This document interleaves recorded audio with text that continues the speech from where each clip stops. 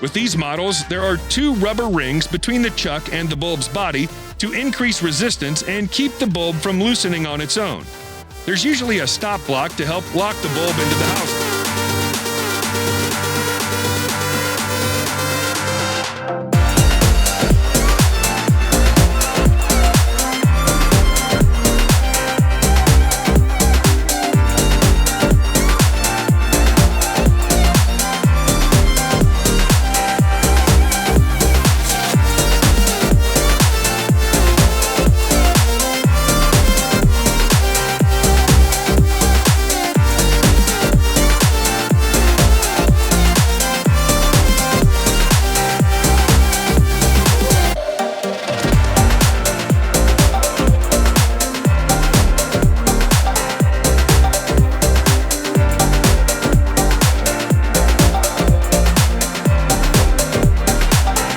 Safer, smarter, brighter, better.